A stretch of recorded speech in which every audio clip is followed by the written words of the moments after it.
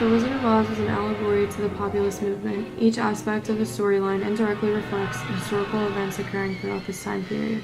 Frank Baum wrote the story of The Wizard of Oz in the late 1800s, which was later published in April of 1900.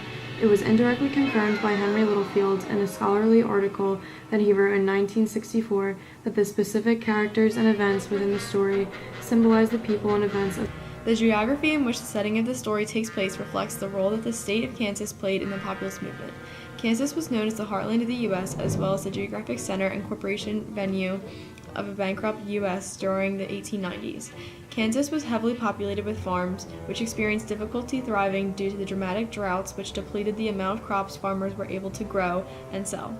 Since farmers were poverty-stricken, they resorted to mortgaging their farms.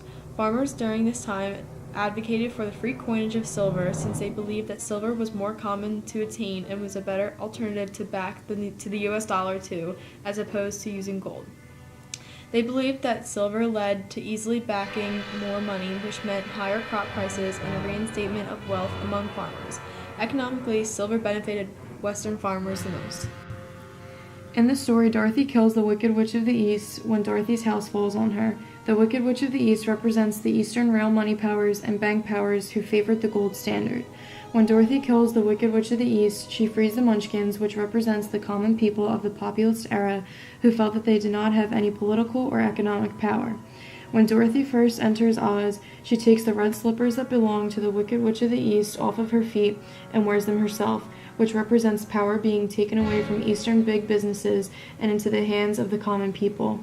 In the book, The Wizard of Oz, the famous ruby slippers that Dorothy wears were originally described as silver shoes instead of the red ones depicted in the movie, since the silver shoes represented the populist want for free coinage of silver.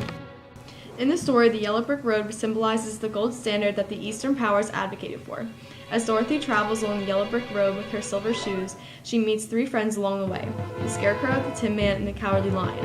The Scarecrow represents Western farmers in the sense that the Scarecrow plans on going to the Emerald City to ask the wizard for a brain. This is supposed to symbolize farmers as unintelligent and only knowing about life on the farm. The Tin Man is supposed to represent the industrial worker. Industrial workers are depicted as working, heartless machines who perform the same job every day. This is why the Tin Man asks the wizard for a heart in the story.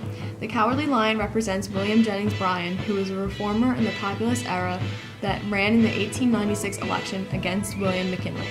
He was a powerful public speaker, yet was too scared to ever follow up and take action on the things he said he would do for the people regarding the free coinage of silver.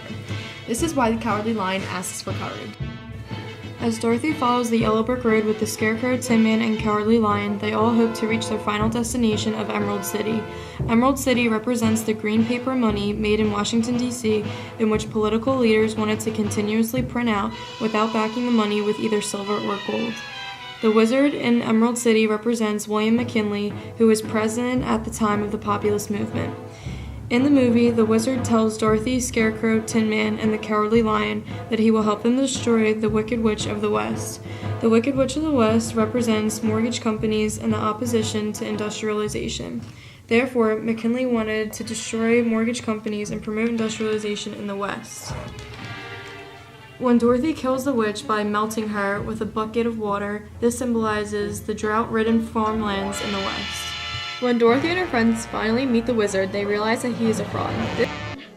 Oh, no, my dear. I'm a very good man. I'm just a very bad wizard. Well, what about the heart that you promised Tin Man? And the courage that you promised Cowardly Lion? Well, I'm Scarecrow.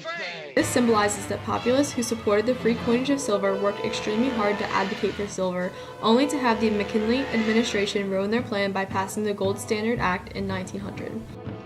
The Land of Oz, whose name stands for the 16 ounces of silver to 1 ounce of gold debate, allowed Baum to show his belief that American values are based on freedom and independence.